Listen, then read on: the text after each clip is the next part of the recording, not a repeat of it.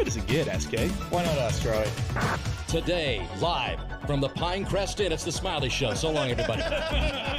This is the Smylie Show. All right, guys, happy to be welcomed in by Josh Gregory, of course, a performance coach on the PGA Tour, and many people will recognize him, of course, for winning multiple national championships as a collegiate coach not too long ago, Josh. And of course, I know you are out on the road like you always are, coaching your guys on the PGA Tour. And I have to ask you to start, Josh, has anybody seen more golf shots over the last decade on the PGA Tour as a coach than you? Well, first of all, thanks for having me. I would strongly doubt it. I would say Adam Schreiber's probably right up there with myself. But yeah, over the last since 2015, coming out here with P. Reed and some of those guys to start with. Yeah, I think I haven't missed an event this year. So this is however many in a row, and don't plan on missing one anytime soon. So it's the college coach in me. It's an addiction. It's I'm way more than an instructor. I'm a coach, a little bit of a teacher here and there, a little bit of technician here and there, but sometimes a psychologist, whatever it may be. So yeah, I learn way more by watching. So yeah, it's an addiction. I don't know if it's a healthy one, but I would put my shots watched up against anybody. We're going to get into many of the players that you coach out on the PGA Tour, Josh. We got Pearson Coody, a little bit of Jackson Coyven, Taylor Moore, J.Spaun. We're going to see a little bit of videos from them later in this episode. But let's just kind of start with, your idea of golf and just how you view the game. And you just mentioned all the different ways in which you've learned how to be an effective coach on the PGA Tour. Did you always have the mind for that? Of course, being a player that tried to play on the professional tours not too long ago, Josh, like, was your brain always in that coaching mode, or did you have to kind of learn as you got out of the professional game of, okay, how do I make other guys better around me? Well, I was fortunate. For one, I wasn't good enough to play I tried to play professional golf and gave it a go for a couple of years. And I say that, and I don't really know if I was good enough or not, if that makes sense. I never gave myself a chance. I was always afraid of failure and never let it go. Played scared to death. Was the type, there's two types of players in this world. There's the guy who stands on the first tee and wants everybody in the world watching them tee off so they can show off. And then there's me. I wanted to get on the first tee with nobody there and hit a 2-iron, a 3-wood somewhere out and play and just get out there and not embarrass myself. And so, I don't deep down think I was good enough. But I don't really know. I didn't really give myself a chance because I didn't let it go. So I kind of coached the opposite of the way I played, which is very aggressive, very cocky is not the right word, but trying to get guys to get really, really comfortable being uncomfortable. But I was also so fortunate. I mean, I played under Hank Haney in college, so I had a nice background of understanding some technique. He was actually very good with the short game, not very misunderstood there. I mean, he gets obviously is known for an instructor as a full swing instructor, but was really good with the short game. Really helped me understand the ball flight laws. Taught me a lot of. I mean, my work ethic, comes from my parents and comes from him because there's nobody I've ever seen worked harder than he did at teaching. And then I was extremely lucky when I stopped playing to work for Coach Sykes, the Hall of Famer at NC State, who passed a couple years back, and he was such a great mentor. In that, when I got to become a college golf coach, when I stopped playing and was an assistant at NC State, I thought all it was making guys' golf swings better and working on the short game and blah blah blah blah blah. And that's the furthest thing from the truth as a college golf coach. It's a part of it, but most importantly, it's making sure, as he told me, he said, Josh, if you want to be great in this business, you do everything possible to make their life easy, and the golf part's going to take care of itself. And so, I was so fortunate to learn under him that it wasn't about, like, I probably wouldn't go see Coach Sykes for a lot of golf lessons, but I can darn sure promise you I'd go see him for life lessons. And so he taught me how to put these young men first and take care of them. And it's all about relationships. And I'd like to think if players ask me what does Coach do well, he cares about me. He holds me accountable. He makes me work hard and occasionally knows what he's talking about. Well, clearly that advice transferred pretty well to Augusta State, winning back-to-back national championships, and then you end up taking the job at SMU. So you've coached so many high-level players that were playing for you collegiately. You can think of course, Patrick Reed at Augusta State, Henrik Norlander, and then you go over to SMU, and your first year on the job there, you're recruiting Bryson DeChambeau. You have a guy who's on the PGA Tour now, and Austin Smotherman. I'm sure there's plenty of other players that I'm forgetting, but Harry of Higgs, all of these, my guy Harry Higgs. Higgs. Yeah, who could forget the big rig? So Yeah. of all these players, what's the difference? Like when you look at a player who's in your program that just knows that they're going to take it to the next level versus maybe a guy who lacks a little bit of that free will confidence. Like I was probably more in that bucket, but when I had a coach, really start to give me that positivity and confidence, like an Austin Smotherman comes to mind, like how talented he is, right, Josh? But, just maybe the confidence isn't quite there to really realize what his true potential is.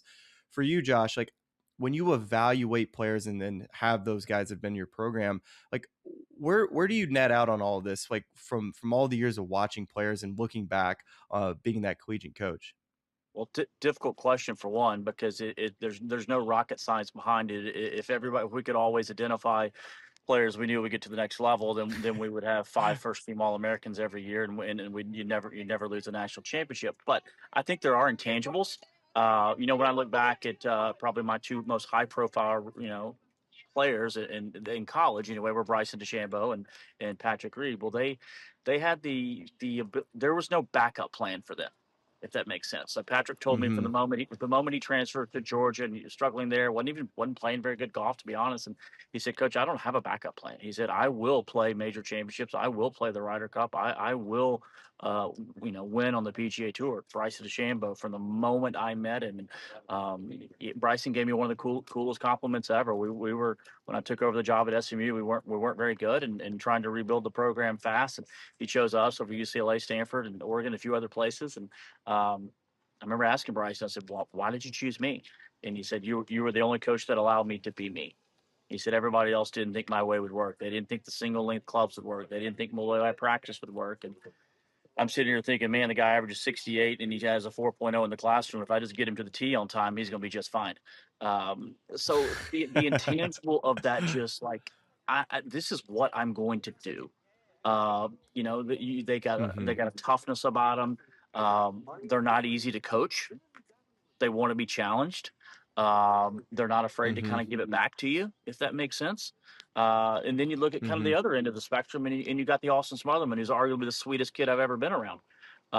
But he's so darn talented that he figured out how to get here. And then when we started working together, along with his full swing coach, Cameron McCormick, earlier this year, and kind of took over his putting and some of his practice, like he needs his hand held a little bit. He needs a relationship. He needs a shoulder to cry on, a big brother, or somebody to talk to, and that's kind of my specialty, is the relationship. So understanding how to deal with each guy differently, understanding that Patrick Reed wants to be pushed to the utmost. Pearson Coody wants to be pushed to the utmost. There is no sugarcoating involved in that. Austin Smotherman needs a kick in the butt, but he also needs a hug every now and then because he's so bringing out that competitiveness in him that I know is there, but he needs to be a little meaner if he wants to be great. And so he's starting to get a little bit of that now. But having said that, a lot of times, as you know, that comes from results. Everybody says, well, how do I get confidence? Well, sadly, results lead to confidence. All the other stuff can help. But, at the end of the day, I remember David Duvall saying when he became number 1 in the world, I just decided to have fun that year. Well, no kidding. When you shoot 59 and you're winning every event, it's pretty easy to have fun. You miss 4 cuts in a row and tell me how fun it is. That's right. So I think those are the intangibles that you try to pick up on, when you're meeting with a kid. I mean, Jackson Coiven comes to mind. I mean, obviously I didn't coach him in college, but coached him now. And this kid has just such an air about him that just knows that I'm going to do this. And yes, he's had a lot of success, but even from the moment I met him almost 3 years ago, when he was good, but he wasn't who he was now, there was just a confidence about that kid that, hey, I am going to play the PGA Tour, and how do I get there? That was the reason we started working, is, hey, help me with my short game, but how do I get to the PGA Tour? And there's just no backup plan. Backup plans don't work too well in this darn sport. Well, clearly it's working with Jackson Coiven. He is absolutely dominating the collegiate game the last couple of years.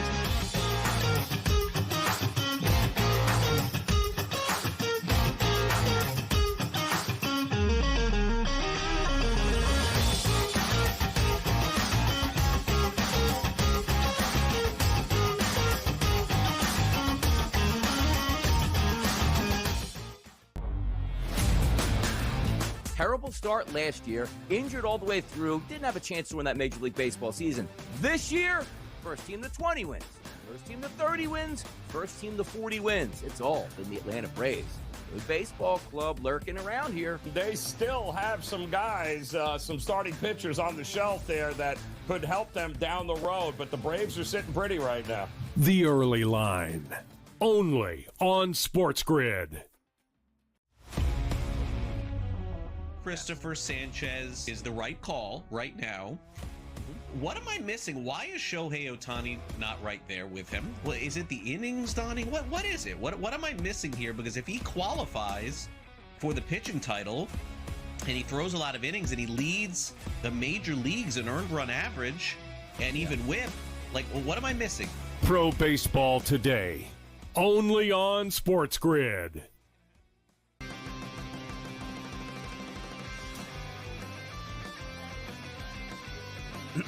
Class is in session. Today, let's talk about the teaser. A teaser is a multi-leg bet where you shift the point spread in your favor. You get better numbers, but every selection has to win. It doesn't matter what you bet if you don't have the insights. Tune into SportsGrid and get ahead of the class. Hey there, it's your buddy Craig Carton. If you're trying to find out how to get all the great content that me and Tyrone Johnson give you every single day, here's Tyrone to tell you how. You can subscribe on Apple Podcasts, YouTube, Spotify, and of course, Amazon Music as well. We're at all four. That's right. It's the Craig Carton Show podcast every weekday morning live at 11, replayed at noon on YouTube and on SportsGrid throughout the country. Check it out.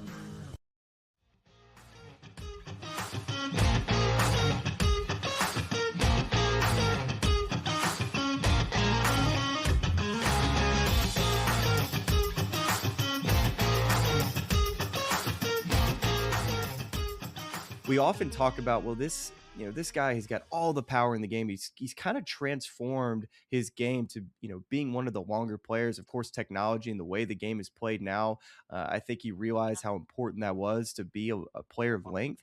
But do you feel like if he never made changes to his golf swing and the way he swung it, maybe back when he was a freshman, do you think, now we're talking about a two-time U.S. Open champion here, Josh, this is a pretty high bar we're talking about. Do you think that he would have been more successful if he didn't go and chase all of this distance? And I know that's a stupid question to ask, but I'm curious of what your answer would be. I don't think so. I think he would only be successful by the pursuit of perfection. He's got a little Victor Hovland in him. But so when I recruited Bryson and he came to SMU, I never saw him hit a ball in a hazard in 2 years. He it's so straight. Good. It was very, I would call it one plane, and he called it zero shift plane is what he called it. He and his instructor Mike Shy at the time just did an amazing job. And I'm telling you, he didn't hit it very far. He hit a 7-iron like 155, 60 yards. Wow. Driver was probably carrying 275, but I never saw a ball in a hazard in 2 years of being around him in college, and he just hit it so darn straight. And but I think I would almost compare it a little bit to Tiger. I mean, Tiger won with so many different golf swings and so many different, but he was constantly wired by that, trying to get better in the pursuit of perfection, although we know it doesn't exist. So I don't think Bryson would be the player he is without going down some different routes of bulking up and then trying to hit it as far as he can. Yeah. He's, a little slim. I mean, he's gone through some different phases in his life. I wish he'd get his wedge play better. Then I think he would be really good. But it's as I've joked in the art, it's sometimes not the easiest hitting a wedge with a 6-iron. But I got a funny story on that one. So the best one of the shows, again, when you talk about why guys make it and why some guys don't. His freshman year at SMU, he was really struggling with his short game and really struggling with his wedge play. Well, it's very hard when the clubs are 7 or 8 degrees upright and your lob wedge is the length of a 6-iron. It's hard. So he called me one night, late night. He said, "Coach," he goes, "can you please bring me a normal length lob wedge?" I knew I would lose his credibility and respect if I ever pushed this on him, because that's why he came to play for me, because I believed in his ways. But he called me, and I'm thinking, oh, my God, thank God I'm going to get a lob wedge in his hand that's normal, and, man, then we can really go to work. So says, bring a lob, which I said, look, I'm going to run you through some games, test tomorrow, and I'm going to let you decide. So I get a call. I wake up in the morning, and they've got a voice message on my phone at about 5:30 in the morning. It says, Coach, I can't do it. I've got to stick with my stuff. I said, great. I said, well, meet me at the practice facility, and I'm going to show you how we're going to learn to chip and bunker with a 6-iron or 7.5 iron or whatever the length of it is. So I'll be darned if we didn't kind of figure it out and understand that there's certain things he has to do with the clubs that upright and that long. And but that shows it's a stubbornness, yes, but you have to have a certain amount of stubbornness out here to be elite, to know that, hey, my way's going to work. And he figured it out. We learned how to lower his hands. We learned how to do things to create loft on a club that wasn't designed to be hitting chip shots. So that's that's where you realize that guy is that special. And I hope like crazy that he gets back to the tour. I hope he's I saw he played well today, which was nice, but it'd be nice to see him back here where he belongs and see that hunger and passion come back for trying to be the best in the world. And obviously he's got he's going both routes, best in YouTube golf and best best in the world. I'd love to see that slide go a little bit more back to being the best in the world. Yeah. I think we would all like to see that, Josh. And just a last question on Bryson. He's kind of talked a lot about how much he's enjoyed team golf. And of course, you had him on your own team. And do you feel like just the way that he, whether it was bonding with other players and just liked being around other guys, do you think that was good for him in collegiate game? And, we've seen kind of what he's been like in the professional game. It's sometimes he's really hard on the guys that are around in and around his team. And everybody said that when he went to Live Golf, he kind of changed a little bit to where he was, just more friendlier. Do you think that being on a team has helped him in the professional game, just be able to kind of internalize everything and just maybe not be quite as hard on himself and guys around him? Well, I think it helped probably most importantly grow up as a young man and a human being, because when he came, he was tough. He was hard. I mean, he wanted to do his own thing. And when I recruited players all over the world, I mean, I told them specifically, I'm going to coach individuals. I didn't believe college golf was a team sport. Yeah, you have to qualify together and you work out together and you do some things. But I told him, I said, if you're looking for a guy that's going to run a team, I'm going to run a program. But I'm not going to run a team practice. I'm going to run individual practice. And so I remember guys complaining that I would let Bryson practice at 7 a.m. or 7 p.m. I didn't care I didn't care when he wanted to practice. The many times I would take the team back and I'd have to come back to the range with them at a tournament. We'd hit balls till dark and turn the lights on or whatever we could do. Find another practice facility to go to, whatever. That's just who he is. But you know what? I knew from a team concept, if I got the best out of each individual, my team would take care of itself. So I think during that time, he was humbled in a lot of ways because I'm not going to say he wasn't liked, but he was tough to get along with because he was very set in his ways. But over time, he became the leader of that team.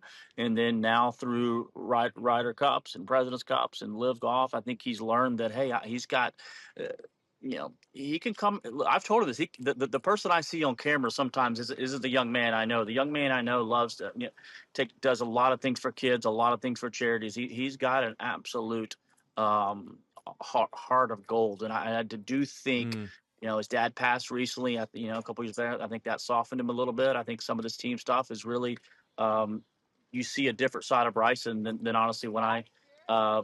First met him and recruited him, who was just 100% an individual, and I'm going to do it my way, and nobody's going to get in my way of doing this. Man, that's extremely great insight. And I know you have so much insight too on the technical side of the game. And before we kind of get to some of these videos of some of the players you work with, I want to kind of run you through this imagination of lies that we're creating. I'm obviously not able to show you the lie in front of you, but so many people struggle reading lies. And I think that's one of the most important parts about being a professional golfer is being able to determine what the lie is and what the shot is. And I think oftentimes, Josh, before we get into this, how when you get with a player that's struggling, is it oftentimes more so their understanding of what a lie is, or do you think it's a little bit of technique combined with that?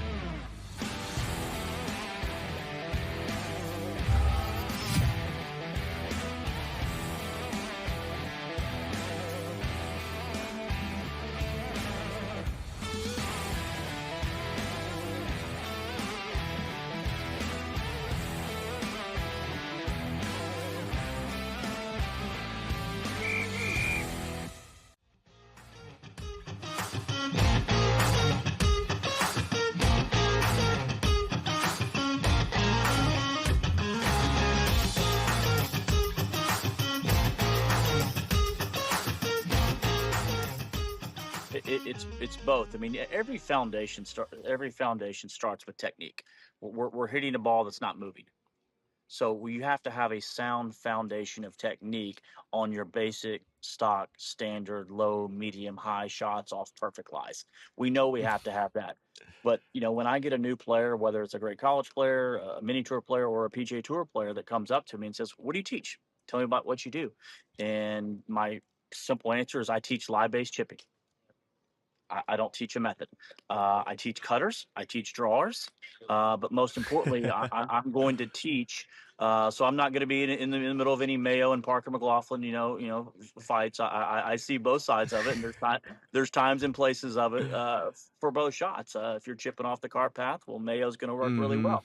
So it just all depends. So it's lie-based chipping. I think, but you have to have technique. Pearson Coody is an amazing example of this, in that he is very wired technically. He's worked with Chris Como for a long time, very sound golf swing, but he's not going to go into the lie reading or even the games, the drills, the performance stuff I want to do until he feels like his base technique is a 10 out of 10. Does that Mm-hmm. make sense?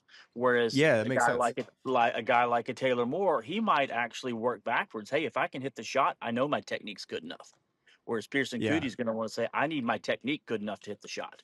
So you have to work with each individual and figure out how they are wired. But the lie based stuff is so important. I pride myself in it. I study it. I think you have to do it a little bit on your own in order to be able to teach it. I mean, some of the Mm-hmm. best instructors in the world, whether it's James Richard or whether it's I just drew a blank, the Brett Rumford, or whether it's Parker McLaughlin, that they've kind of been there and done that before they can Mm-hmm. do it. So I can do it a little bit, but maybe not as good as those guys, but I can do it. But it's a lot of trial and error. It's a lot of like, all right, is this lie into the grain? Is it down grain? Is it sitting up? Yeah. Is it down? Is it firm? Is it soft? And so then that dictates our setup. That dictates our ball position, which there's that fancy word. It leads into angle of attack, which I'm Yep. not that smart.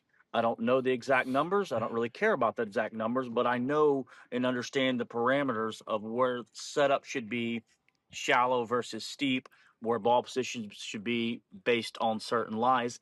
And there's several different ways to do it. There's not one way to do it. You can change tilts, pressures by ball position, by tilting more or a different release pattern. Everybody's a little bit different, Yeah. and you have to figure out Okay, which Josh, guy. we're gonna run through about 3 or 4 scenarios here. Okay. The first one that I have for you, so we're gonna start with Bermuda grass here, Okay. and you're into the grain in the fairway. Let's say we're just short of the green. There's a false front that we're gonna have to chip up and over. Now, Okay. the shot that I think a lot of pros would probably play here would be something that would be bumped into the false front. But let's Right. say, for just argument's sake here, is that you're back into the grain. The lie is good, but you definitely have some grain back into you, and the whole location is cut just, let's say 15 feet on the other side of this false front. And our goal is to fly this with a little bit of height. It's going to maybe take a couple bounces and spin. So you definitely need height here. Now, walk us through how we would maybe hit this shot and feel like we're not going to either chunk it, trying to feel like to help it up in the air, or, flinch at it and end up boning it across the green. So what would be the first thought with that line scenario? Well, we could probably spend the entire episode on this shot right here. I know. Look, a lot of it depends on your style. Are you a cutter or are you a drawer? I try to match Yeah. everything I do with guys' golf swings, because let's face it, you're going to Mm. hit so many more golf shots than you are pitch shots. A good tour player in a round of golf may only hit 2 to 3 pitch shots a round. Mm-hmm. But in that specific scenario, I think for one, everybody uses a 60-degree way too much. Contact is proven to be better with a 56-degree. You can spin it more consistently. Notice I said consistently and not more. So the dispersion with the 56, if you're hitting 10 shots on that little 10-yard pitch, let's say, landing over the false front, will be better with a 56-degree because it's got more bounce. And you can open the face, you can kind of turn it into 60, but it's got way more bounce, so the leading edge doesn't dig. And yes, your best one will be with a 60. It will go higher, it will spin a little bit more. But I've had people, such as Aaron Dill, who I trust with titles, who's amazing, run the tests, run the numbers for me, and it is proven a 56 will spin at a much more consistent level. Your higher ones will be with a 60, but you will hit less chunks to come back to your feet with the 56 and a 60. So I think also the mistake people make too much is when it's into the grain, they put the ball too far back in their stance.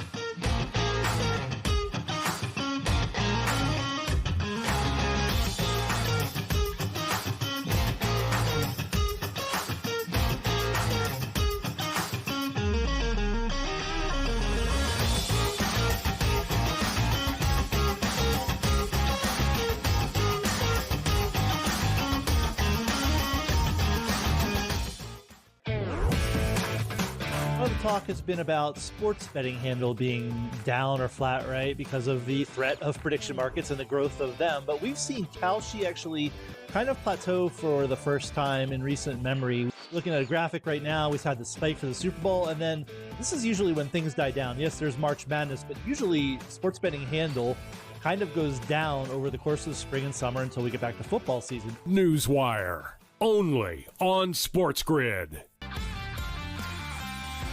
For Abdul Carter. Hey, son, you want to be a leader? Show up to meetings on time. Don't be late to practice. This guy's sitting there trying to tell me that he's got a problem with Jackson Dart going to a Trump rally when he can't even show up to a meeting on time and he can't show up to practice and he's late? Dude. Outspoken with Dan Cilio, only on SportsGrid. This is all about headlines, Donnie. Yep. If we hear, if that noise gets louder as we get closer, then 45 cents is going to be 65 cents, and that's the repricing we're talking about. I don't need Utah to get them. I need people to think Utah is going to go up and get them, Donnie, and that's how you make money. Prediction Markets Edge, only on SportsGrid. Craig Carton along with Tyrone Johnson. We got great news for you. CraigCartonShow.com. And Tyrone, what do you get if you go to that amazing website? Well, right now you can subscribe to our upcoming newsletter. You put in your email address, and then bang, you'll get all the new Craig Carton Show content when it arrives. Not just that, you also get merch drops, exclusive content, and appearances. So again, one more time, that website is CraigCartonShow.com.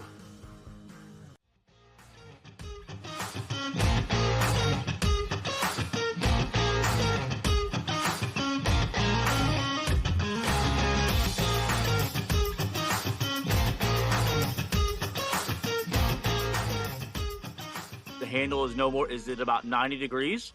And I love a nice wide to wide motion. If I had to say, what am I teaching? What is my style? I'm going to prefer way more wide to wide. Taylor Moore is way more wide to wide. He's going to put the ball forward. Jason Day is way more wide to wide. In that scenario, he's going to put the ball forward. He's going to keep the handle as close to 90 degrees as possible, and he's going to be wide, move his chest, and moving of the chest is the shallowing component that gets the club through the turf. P. Reed, on the other side of things, guys who are way more hinge to unhinge in grain are going to have the ball more in the middle of the stance. He's going to hinge it, and he's going to release it with either his right or left hand, and then that's a shallowing component to him to get it to the grain.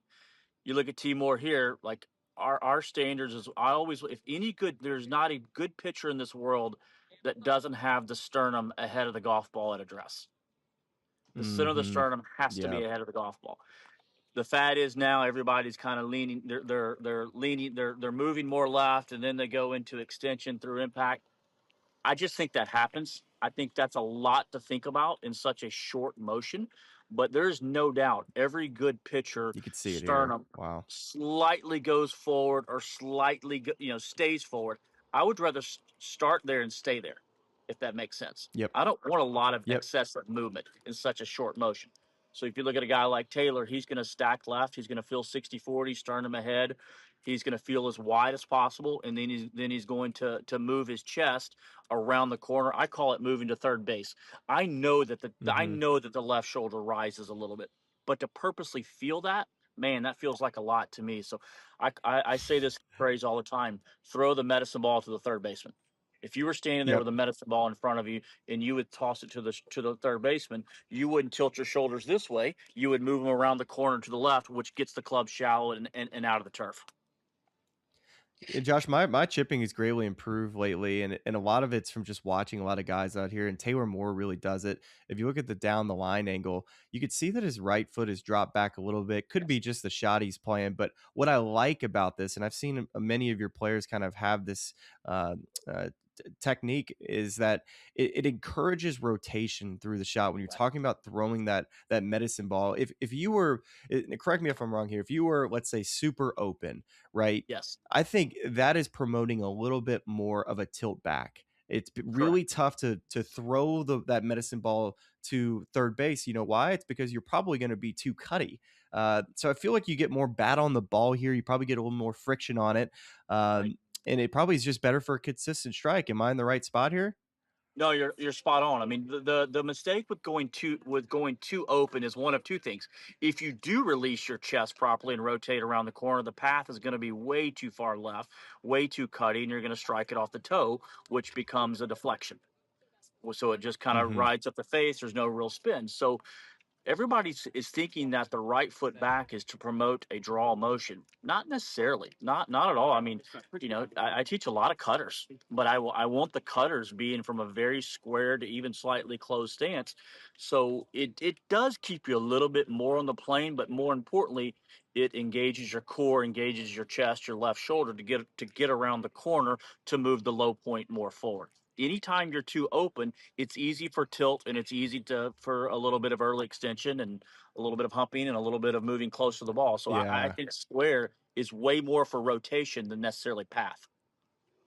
That's great. And Josh, the next scenario I have for you here is we pull up the video of Pearson Cootie hitting a bunker shot. The next scenario I have for you is two, right? So let's talk about just a short bunker shot like we have here. And let's say in this scenario, there's not a ton of sand. So talk to me about when a player gets into a short-sided bunker shot and they feel like when they walk in there, they're like, I'm starting to dig and not feeling a ton of sand. What does that tell the player and what does that tell a coach on how to approach the shot at hand here? Great question. So we start pretty much every session, especially at home and sometimes even on the road. I will set up a firm bunker station as you're describing, and then I'll also set up a soft bunker station, just so we're always prepared for both. But there's glaring differences. I mean, out of the firm, the first thing we're going to do is we're going to put the ball. We're going to have way more pressure on our left foot. So it's going to be, instead of maybe 60-40, we're going to go probably to 70-30 on our left foot, because when it's firm, the only way to get any height is to use the heel of the golf club. That's the sharpest part of the club. The toe, we know, is the softest. So you're not using the bounce nearly as much as when you're in firm. So the pressure is going to be more left. Your handle of the club is actually going to go a little forward, which promotes a little bit of more steepness and promotes the heel of the club digging into the ground a little bit, which we need when it's firm, opposite of soft. So also when it's firm, the ball's going to come out faster. Yep. You don't have to open up the face as much because, again, we're not using the bounce. We're using the leading edge. We're using the heel. So it's a little bit more down, steeper. Big difference in steep than cut, though. Follow me? Yeah. A lot of guys confuse steep with cut path. The path may be marginally more left, but it's way more V, way more straight up and straight down. Yes. It's less speed. It's leave the heel of the club into the ground. You literally almost have no follow through because the only way to get height out of firm is to use the heel of the club to be steep and a lot less speed than you would have out of soft because the ball comes out faster. Very similar to and the other, like this week in Colonial, we've had a decent amount of rain, so the bunkers are a little more compact. They're not necessarily firm, but they're wet. That ball's always going to come out. So the ball's coming out faster. Faster. And the other, the farther end of this would be if the ball was plugged, right? So that would be the similar deal where you're trying to have to get steep, and so that's the other end of the deal here. So let's work our way all the way back to the other side where let's say you have a longer bunker shot in the sand. It's heavy. It's one that you get in there and you dig your feet and you're like, oh man, how the heck am I supposed to hit this bunker shot, carrying it 25 yards? In my brain, I'm trying to go to something almost like a gap wedge or something with much lower loft and more bounce. And we're trying to hit this. We're putting a lot of energy into this. And if anything, wouldn't we want to be a little bit more shallow in our arc in which we strike it?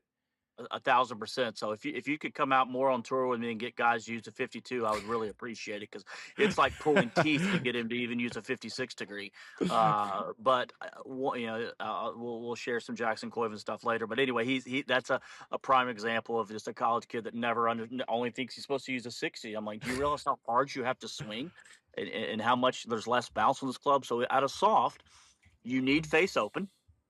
You need more bounce. You need a little bit more rounded shallowing motion to where the club is returning back at 90 degrees at impact.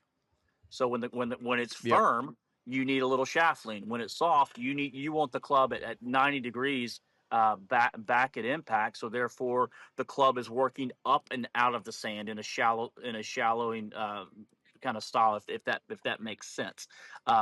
So it does. Face is out of soft, the face is way more open. It's a little bit more rounded. It's a little bit more release. Some guys feel it right hand, some guys feel it left hand, but the club has to pass you by. It has to feel like it's working over your left shoulder.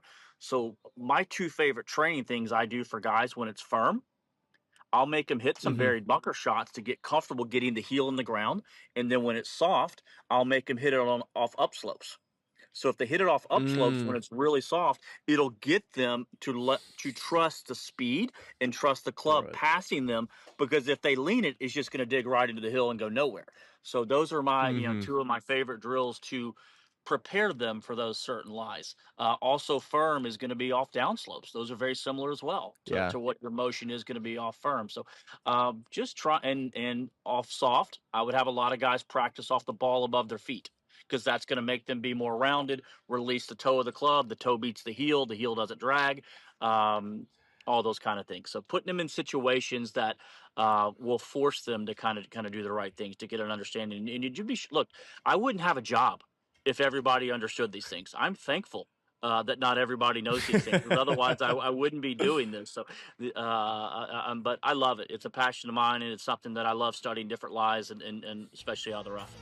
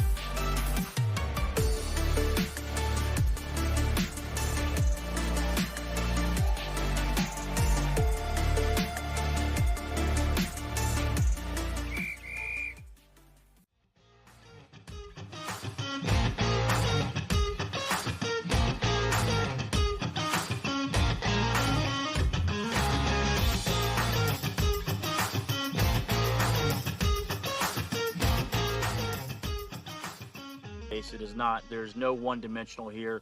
I have to clear my playbook when I work with, when I go from Patrick Reed to J.Spaun. Polar ends of the opposite end of the spectrum. JJ's a cutter, but I've helped JJ become a shallow cutter. So he's not a digger. He's not a leaner anymore. He's learned to, we're matching, with what he and Adam Schreiber have done for so long and been an amazing flusher, an amazing ball striker. He's a pivoter. He's a rotator. He's a chest guy. So I got him a little wider. I got his left shoulder working around the corner to match with what he does in the golf swing. Now, you've got video of him as well. He's now a shallow cutter. There's nothing about his motion where arms are dragging left. His body is working left, but the arms, I say this all the time. I think the best pitchers in the world, their arms look like they're drawing it and the body's cutting it.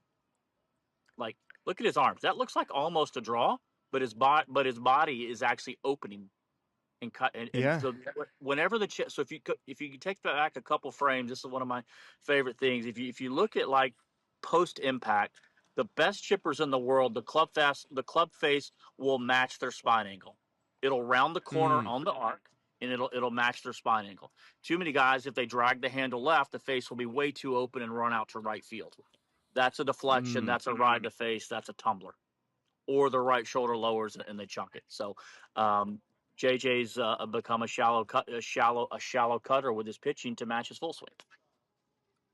Man, Josh, J.Spaun obviously such a good ball striker, but I think earlier this year, he really started to show off a little bit with the short game. And by the way, congratulations. Of course, if you go back to the U.S. Open, it was the first week that you guys have worked together, and the fact that he's able to lift that big trophy at the end of the week is a tremendous accomplishment for you and him. But at the beginning of this year, like I said, at the Hero, he's doing things with a wedge I've never seen him do. He's starting to throw the club head at it for a guy that never felt like to me was a guy that can kind of give it a little bit, with that right arm at the bottom, because he'd probably be worried about contact.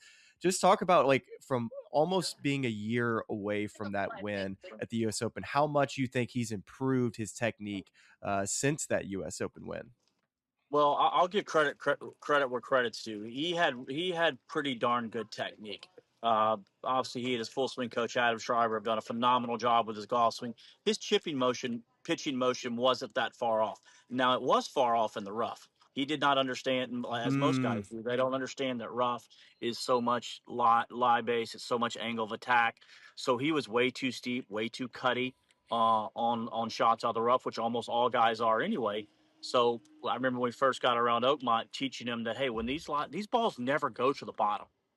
Lies in the rough, even when they look like they're buried, are still probably an inch above the ground. So therefore, if you're too steep on it, you're going to hit it on top of the face. You're probably going to hit off the toe, and it's just going to go nowhere.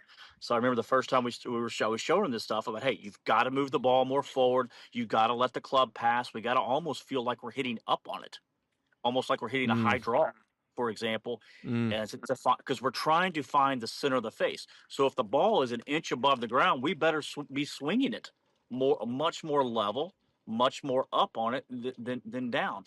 So he looked at me like I was crazy. He goes, I'm just going to go right under this. And I said, honestly, it's the opposite. You're going to go right under this if you keep swinging more down and left. You're going to whiff at some point.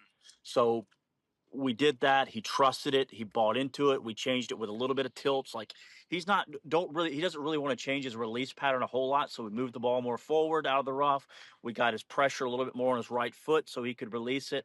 A lot of guys get too far left, and the only time you want to be left is when that thing's all the way on the ground, which very rarely happens. So fortunately, he chipped it on the first hole at Oakmont. He left it in a dead spot to the right of one, and he had that same shot that we talked about in here, a little high floating passer is the word we use. Let the club pass, and he hold it. So I think that helped hey, helped my job security. Yeah, Schreiber this could be a great week.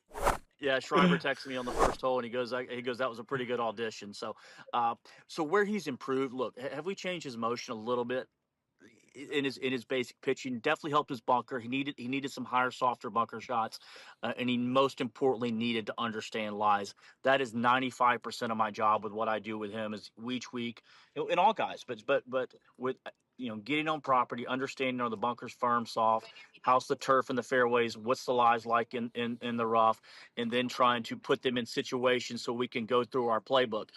Randy Smith told me this one time, which was pretty cool. I was helping Siwoo last year, and he said, Josh, you ought to get a like the quarterbacks do in the NFL. You ought to get one on your arm, get an armband so they can look and understand what lies are, what they're supposed to do with what. So I don't use fancy terms. I use a lot of speed, throw, less speed here, more down, more up. That's how I talk, and I think that resonates with a lot of players. Well, before we finish this interview, Josh, I'm going to have to bring in Charlie Hume. And we mentioned Jackson Koiven earlier. We just had this big discussion on the show talking about, Jackson staying in school for maybe an extra year and how talented he's been. And, of course, how successful he's been on the PGA Tour in his limited starts as an amateur. And then you have a player like Blades Brown who chose not to go the college route and is finding success on the Korn Ferry Tour and the PGA Tour. Now, Charlie, why don't you take this in the direction that you want? But I think it's just so fascinating, these two guys and just his experience, of course, as a college golf coach or former college coach. Well, I mean, I have a ton of questions, more than we have time for here. But I think the two that I find most interesting are one, taking a little bit of a different direction that Smylie's teed us up on, but it's interesting that you've been on both sides of both college coach working with players who have instructors and instructor who has a college player who you have some sort of interface with Nick Kleinert on. This is what we're working on. This is what we kind of want to pay attention to. Right. So curious thoughts on that. But I think bigger perspective is just looking at the changed landscape of imagining what it would have been like to be recruiting a Patrick Reed or a Bryson DeChambeau in this era, and conversations between, does it make sense to pursue a Blades Brown, Akshay Bhatia route, go try to earn a special temporary membership, get your card that way, or all the avenues that you have. I mean, a guy like Jackson Koiven, who through PGA Tour U accelerated, already has his card locked up. So that's a long two-parter. You can take whichever piece you want to first, but both of those interest me greatly. Well, I first of all, I think I'm thankful I'm out of it because right now as a college golf coach, you look at Nick Kleinert, who I help, Jackson Koiven, and I've helped Josiah Gilbert, and I've helped a lot of their guys on their team. Smiley's guy, Jake Amos, who's my guy that I coached at Augusta State, who's crushed it at LSU. I helped Jay Mendel, I've helped Arnie a little bit there, helped their guys as well.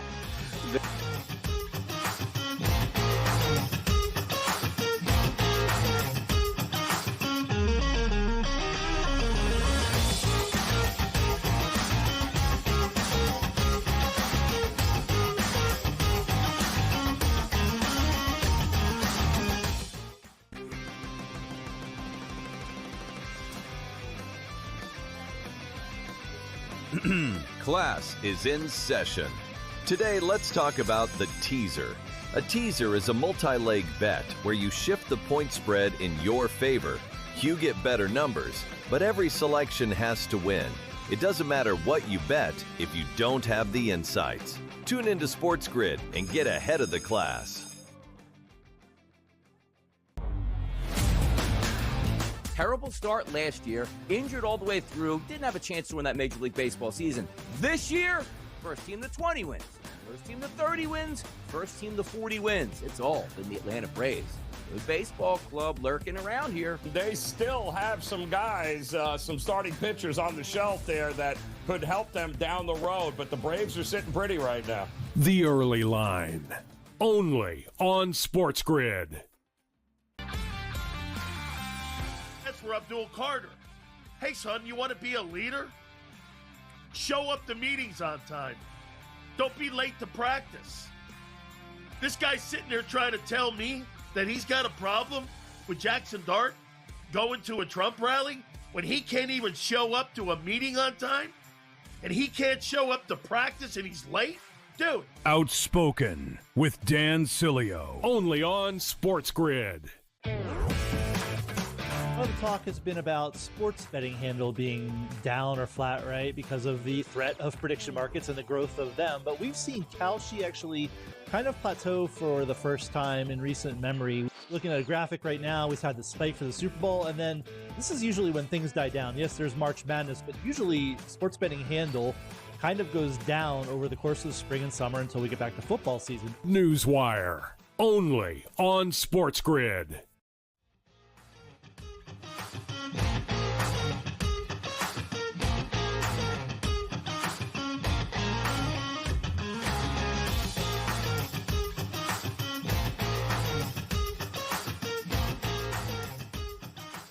it's a name different it. world. Yeah. And so I'm honestly kind of thankful I'm not into that. I'd like to think I could figure it out, but I don't envy these guys. It's a different world now. It is not just recruiting and developing talent. It is way more components to it. And but we'll see. It's definitely interesting work. I work with 7 or 8 really nice college players, and these guys are making money, and I just don't understand. I don't get it. But hey, good for them. Good for them. All right, last one, Josh, and then we're going to let you go because you said something earlier in the short game section that piqued my interest. And I'm actually, as soon as we wrap this up, I'm headed straight to the short game area at Hope Valley to find that integrain uphill Bermuda line and go work on what you all talked about. Uphill, but hey, uphill, you got to my... move the ball forward. Move the ball forward on an uphill line because you got to shallow Okay. out. Down slope, we move it back. Up slope, we move All it right, forward. Very misunderstood. People put it back on up slopes. They're wrong.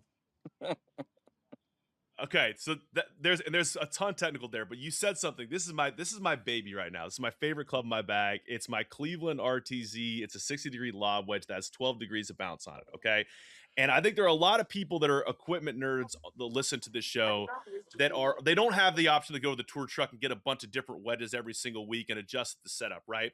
And you said something about the sand wedge being the club where you want to have more bounce and you want to have more forgiveness there, and you should be pitching with that more often because you lessen your margin for error, right? It's a more consistent strike. Your right? dispersion is going to be better. What would you if you were just blanket offering advice to an amateur trying to set up their wedges?